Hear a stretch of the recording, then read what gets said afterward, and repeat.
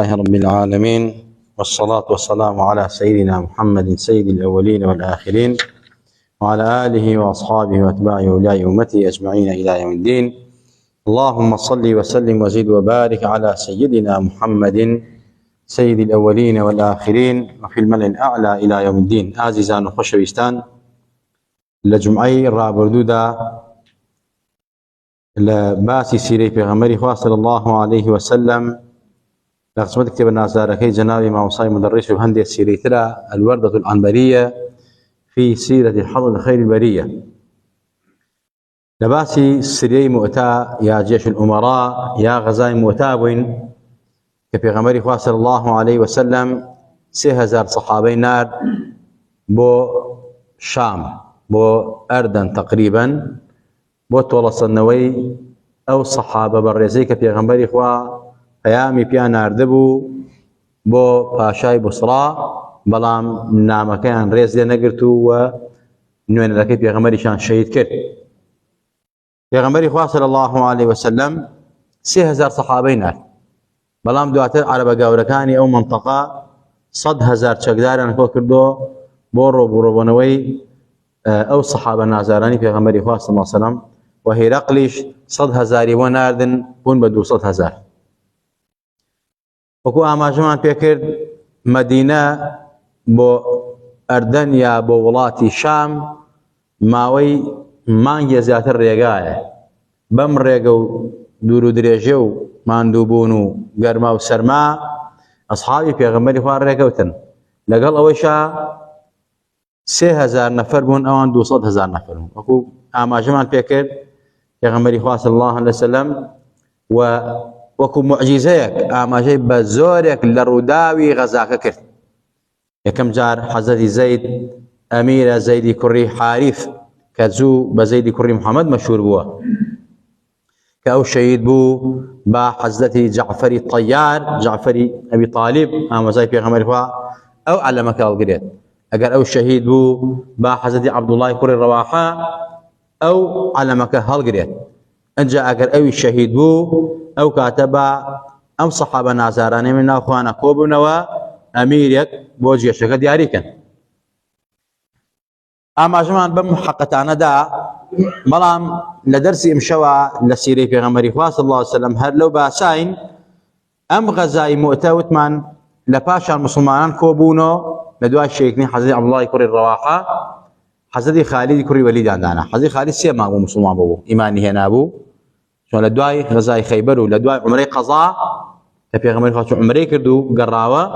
حەزەتی خالید و حەزەتی عەمری کوڕی عاص و چەند سەحابەی تر هاتن مسلمان بوون، ئیمانیان بە پێغەمبەری خوا هێنا و ئینجا ئەو فکرە شیرک و کوفر و ئەمانە کە لە مێشیان نابوون نەما. حەزەتی خالید هەر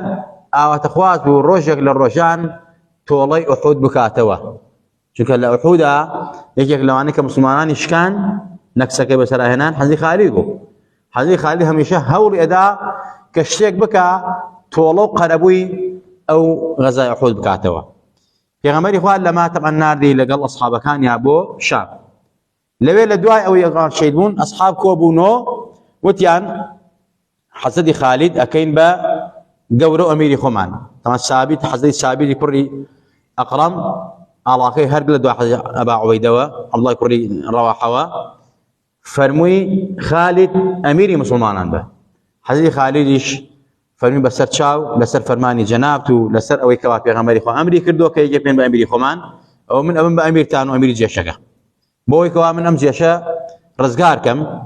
یعنی بیگەڕێنم بۆ مەدینە بە سەلامەتی، چونکە 200,000 نەفەر بەرامبەر 3000 نەفەر ئەوە چەند ڕۆژێک ئێمە شەڕ دەکەین، خوای تەبارەک و تەعالا هەر سەرمانەکا بەسەردانا. بەڵام وە زۆرێکمان مەسەلەی ئەسحابی پێغەمبەری خوا بریندار بووە و هەندێکمان شەهید بووین. فەرمووی ئەبێ کارێ بکەین خێتەیەکی حەربی بەکاربێنین، من جێشەکە دەرباز کەم لە چنگی ڕۆم، ئەگەر ئەم 3000 نەفەرە ڕزگار نەکەم هەمویان شەهید دەبن. حەزەتی خالید ڕەزا و ڕەحمەتی خوای لەسەر بێ فەرمووی سەر لە نوێژی بەیانی پێش نوێژی بەیانی زیاد لە 200 ئەسپ سواری نارد، فەرمووی ئەڕۆن لە دوورەوە بە تیژڕەیی و بە حیلەی ئەسپ و بە دەنگی ئەڵڵاهو ئەکبەرەوە لە بەرەبەیانە خۆتانەکەن بەناو ئێمە. تەپوتۆسێکی زۆر ئەنێنەوە بۆ ئەوەی کەوا بزانن جێشی ترمان بۆ هاتووە. حەزەی خالید بەم خید حربێ وای کرد کافری چاوترسیان کرد کافرەکان وتیان ئێمە بەم هێزە زۆرەوە و ئەمان بەو کەمەوە چەند ڕۆژە شەڕان لەگەڵیشە چاریان ناکەین هێشتا ئەوان براون جا ئێستا جێشی تریشان بۆ هاتە بێت ئەوەی مەر چارە نایە وریان ئەوەنتر ڕووخا ئەو بوو سەرۆکی مالی کوڕی زافلە کە سەرۆکی عەرەبە گاورەکان بوو 100,000 نەفەریە نابوو یەکێک لە ئەسحابەکانی پێغەمبەری خوا صلی الله علیه وسلم چوو کوشتی کە کوشتی ئەوان وریان ڕووخا حەزەتی خالید ئەمان هەمووی خێت ئەو سیاسەتی شەڕی حەزەتی خالید بوو وریان ڕووخا کافرەکان لە پەسا ڕایانەکرد و پاچەکشیان نەکرد حەزەتی خالیدی فەرمووی ئێمەش ئەبێ هەوڵێکی خۆمان بین ئەم جێشە بە سەلامەتی دەرکەینەوە حەزەتی خالید فەرمی وەڵڵاهی نۆ دانە شمشێر لە دەستمان شکا نۆ دانە شمشێر ئیلا شمشێرێکی یەمانی نەبێ دەستمان ماوە ئەمەش ابن كثير وباقي علماء زانان أفرمون آماجية بجرأة شجاعة آزاي حزي خالد الصحابي في غمر إخوة آماجية بوي كواكس كافريكي زوري عن قشتوا وأوان برقي باشان قرتوا لبرانبري كافرة كتو نوش مشي لدستا بشكت أما قوهيسي صحابي كي نازاري في غمر إخوة دل خاوكو حزي خالد جال باشان في غمر إخوة صلى الله عليه وسلم آماجي بمرو داواني ناو معركة وساعي شري مؤتكر لسن منبر حتى قريا وان في غمر إخوة أما معجزة في غمر إخوة خواهي تبارك وتعالى معركي مؤتة غزاي مؤتة آوا هنا بردمي في غمر إخوة ولاتي أردن بو لمنطقي معان بو كالنسي لولاتي أردنا أو ساحي معانا ومعركة غزاي مؤتة آوا لبردمي في غمر إخوة صلى الله عليه وسلم بويا في غمر إخوة صلى الله عليه وسلم لو كاتا كالسر منبر بو كالسر منبر بو في غمر إخوة صلى الله عليه وسلم أخذ الراية زيد فأصيبه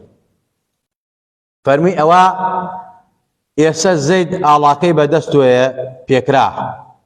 ثم أخذ جعفر فأصيبه إن جعل باشان جعفري أبو طالب علاقي هالقرد أوش شهدوه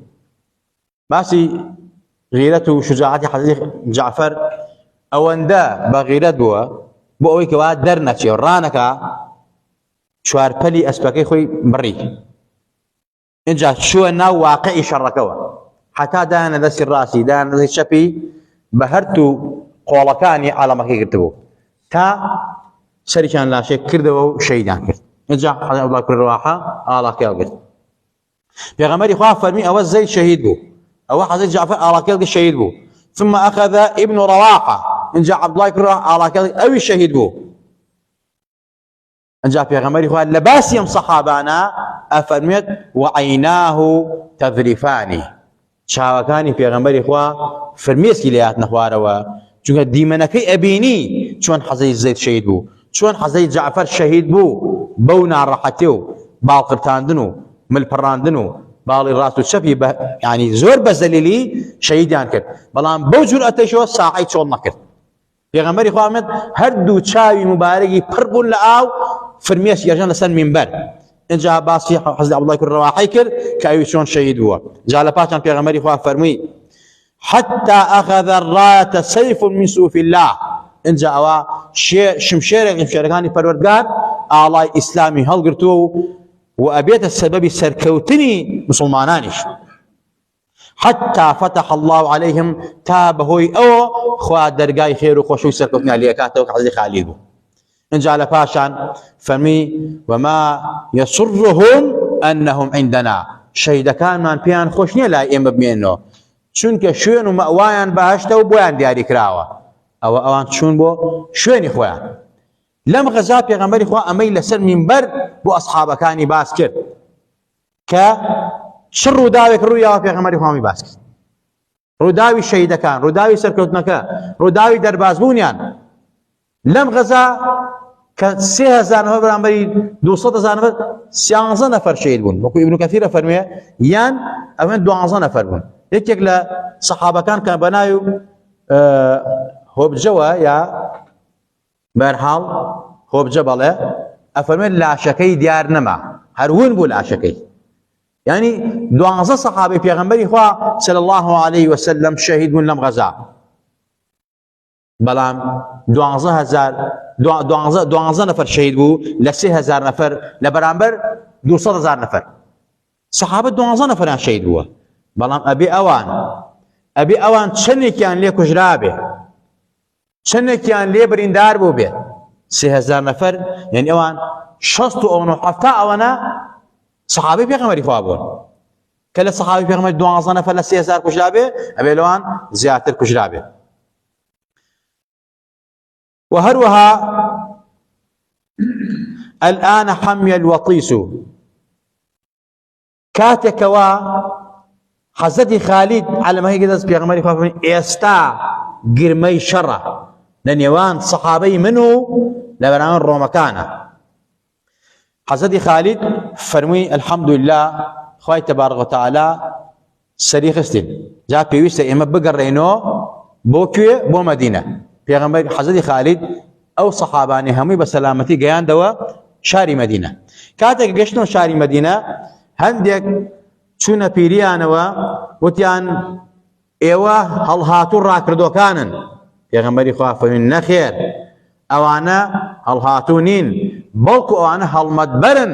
سەرکەوتوون پێغەمبەری خوا دەستخۆشی لە حەزەی خالید کرد کە ئەو جێشەی ڕزگار کرد لەو 200,000 نەفەرە بە سەرکەوتنێکی زۆرەوە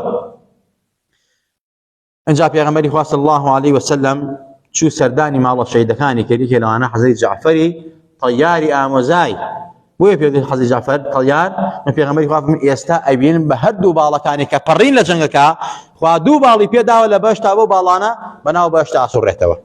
اوان إسا بيان خوشني لا إيما بن للدنيا شنو دشوني حقي خويان كبهشتو خواي تبارك وتعالى باشتي بيداون لناو قصر قصور خويانانو بياسي خويانا كان في غمري خواف فرمي صلى الله عليه وسلم ويا في غمري خواف فرمي اصنعوا لآل جعفر طعاما فقد أتاهم أمر يشغلهم فرمي نانوخوان بو من الله كان حضرت جعفر دروس كان شونك أمريك هاتو بو أوان إستا كتعزيو برسي حضرت جعفر خبري شهادة حضرت جعفر مشغول كردون حضرت جعفر من الله كان من البون حتى في غمر إخوان الدواي سيم روجوا من الله كان بانكر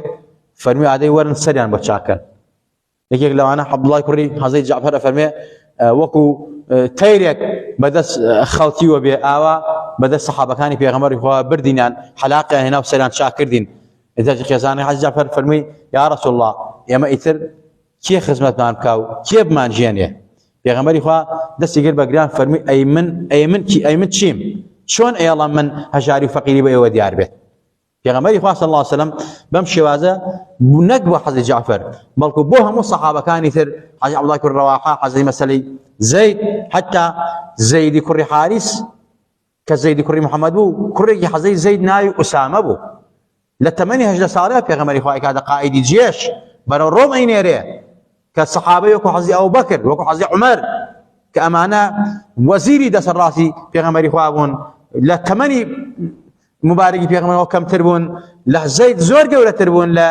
أسامة بلان في غمر حرمة بو زيد باوكي أسامة أكاد قائد وجه قائد أبي واجب هموي مطيع جرايالي به أما في غمر خوا برامبر أولادي همو شهد كان أعواب ونكبس برامبري أولادي حضرتي جعفر يا زيد أما كوملك درسي جرينجي أم غزاي مؤتبو بلام كوملة تريتا وكم مسألة باسي برسو وهروها باسي داناني أمير وأمانة هلا المكات يجتروا بوجهم أجدر إن شاء الله فاي تبارك وتعالى بمان بخي بأصحاب غاني في غمري خوا جزاء وأصحاباني في غمري خوا جزاء بيته ولا بريتيهم بهزاران قات خوا لبرخاتي وان ليما خوش بعاقبة ما بالخير بيرا